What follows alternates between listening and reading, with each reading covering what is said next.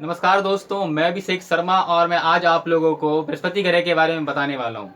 इससे पहले वाले लेक्चर में मैंने आप लोगों को मंगल ग्रह के बारे में बताया था और मैंने मंगल ग्रह तक आप लोगों को इनर प्लैनेट और इनर स्पेस मैंने कंप्लीट कर दिया था। अब इसके बाद हम बृहस्पति से जब हम बात करते हैं तो बृहस्पति जो है आउटर प्लैनेट का पहला ग्रह है। और यहाँ तक कि मैं आपको बता दूं कि बृहस्पति ग्रह को तारा सदृश ग्रह भी कहा जाता है। और यहाँ तक कि इस ग्रह जब हम बात करते हैं बृहस्पति ग्रह के बारे में तो ये सौर मंडल का सबसे बड़ा ग्रह है। इसके साथ ही दोस्तों मैं आप लोगों को बृहस्पति ग्रह के बारे में जैसे कि मैंने बता रखा है, तो सबसे पहले मैं आपको इसकी संरचना के बारे में बताऊंगा।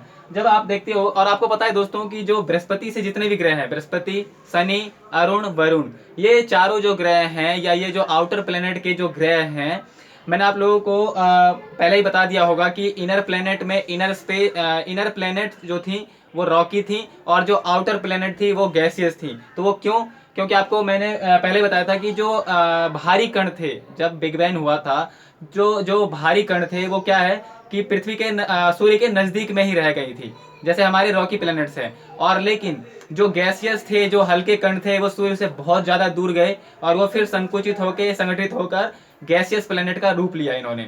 और जैसे कि आप देखोगे कि जो हमारे बृहस्पति, शनि और अरुण, वरुण है, ये चारों ही गैसियस प्लैनेट है। और इनकी जो कहते हैं ना एक जो प्रॉपर्टी नहीं है इसकी, मतलब कि आप यहाँ देख सकते हो, मैं आपको बता रहा हूँ। जैसा कि जब हम बात करते हैं इसके केंद्र की बात करेंगे तो केंद्र मात्र इसका सिर्फ हार्ड है। हार्ड मतलब ठोस अवस्था में है केंद्र, जो कि मतलब कि लोहे और अन्य परमाणुओं से मिलकर बना है।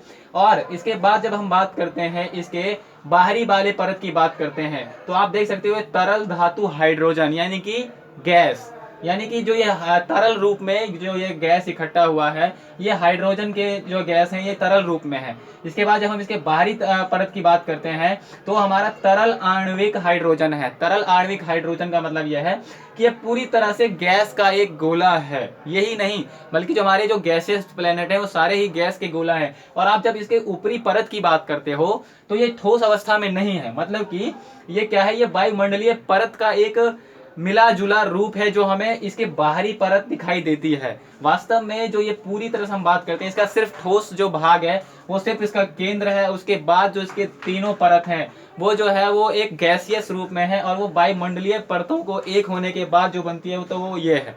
इसके बाद दोस्तों इसके बाद जब दोस्तों हम बात करते हैं इसके व्यास की, तो ये व्यास से मैं आपको बता दूं कि यह सौर मंडल का सबसे बड़ा और सबसे भारी ग्रह है। बृहस्पति सबसे बड़ा और सबसे भारी ग्रह है। क्यों?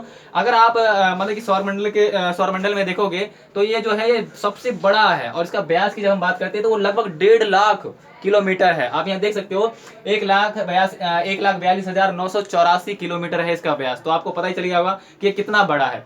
इसके बाद जब हम इसके सूर्य से दूरी की बात करते हैं तो ये लगभग 778 करोड़ किलोमीटर है, मतलब कि 778.3 मिलियन किलोमीटर से इसकी दूरी है। और जब आप इसके मतलब कि इसके जब घूर्णन समय के अपने अक्ष पर जब घूर्णन समय की बात करते हो तो लगभग ये 9 घंटे 55 सेकंड में एक चक्कर पूरा कर लेती है अपने अक्ष पर ही। और जब हम इसके सूर्य के परिक्रमा की बात करते हैं तो लगभग ये 12 वर्ष में एक चक्कर पूरा करती है सूर्य के। सोचो जरा, क्यों?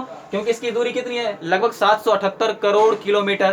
तो इसलिए जो है ये 12 वर्षों में, यहाँ तो 11.86 ईयर्स हैं, लेकिन ये लगभग 11.86 यानी कि 12 करोड़ वर्ष में, सॉरी 12 वर्ष में, करोड़ नहीं, सिर्फ 12 वर्ष में ये सूर्य की एक चक्कर पूरा करती है। इसके बाद जब हम बात करते हैं दोस्तों इसके उपग्रहों की संख्या की, तो वो लगभग 79 है, आप देख सकते हो यहाँ।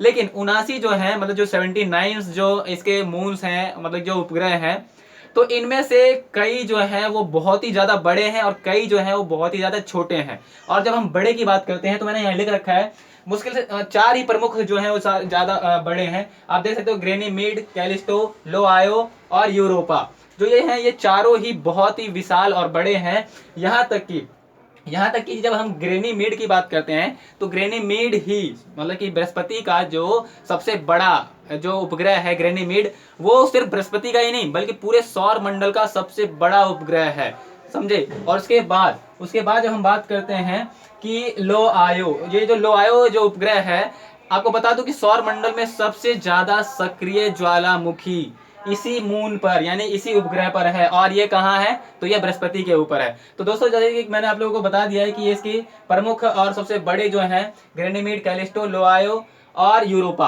तो ये जो चारों ही उपग्रह हैं बहुत ही ज्यादा बड़े हैं। और आपको पता है कि इसके जो 79 जो मून्स है ना, इसके वजह से इसे एक लघु सौर तंत्र कहा जाता है। लघु सौर तंत्र इसके दो वजह से, क्यों? एक तो इसके पास ज्यादा चांद है, और दूसरा क्या है कि अगर आप बृहस्पति ग्रह की बात करोगे ना, तो इसके जो वायुमंडल में ना सबसे ज्यादा हाइड्रोजन, हीलियम, उसके बाद हमारे मीथेन और उसके बाद अमोनिया, इन चार प्रमुख गैसों की भरमार है। भरमार मतलब कि ये जो चारों जो गैस हैं ये प्रकाश मतलब प्रकाश उत्पन्न करने वाली गैसें हैं। आपको हाइड्रोजन और हीलियम हीलियम के बारे में तो पता ही होगा, और खास करके मीथेन के बारे में भी पता होगा।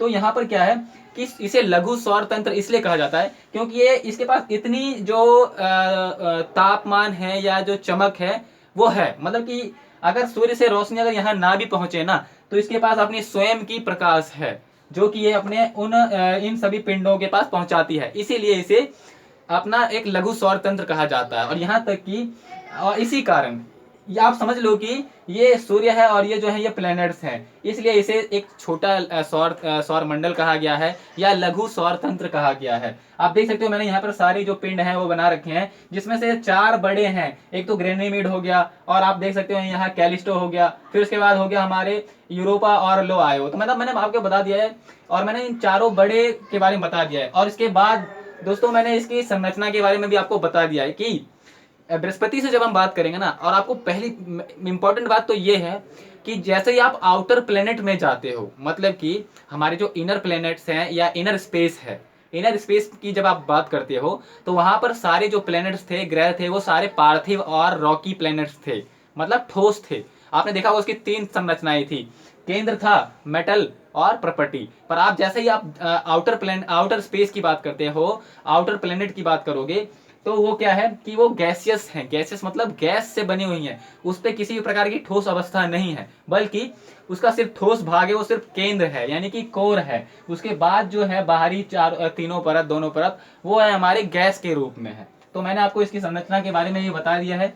तो दोस्तों यही थी बृहस्पति के बारे में। और यहाँ तक कि आपको बता दूं मैं, बृहस्पति को मतलब कि गॉड ऑफ सॉरी मतलब कि बृहस्पति को जो है ना, कहते हैं एक तरह से गॉड की उपाधि दी जाती है। और क्यों? क्योंकि इसके अपने मतलब कि है, आपको पता ही होगा हमारे हिंदू धर्म में भी बृहस्पति को एक तरह से धन के स्वरूप में माना जाता है, बृहस्पति ग्रह को कि धन के रूप में।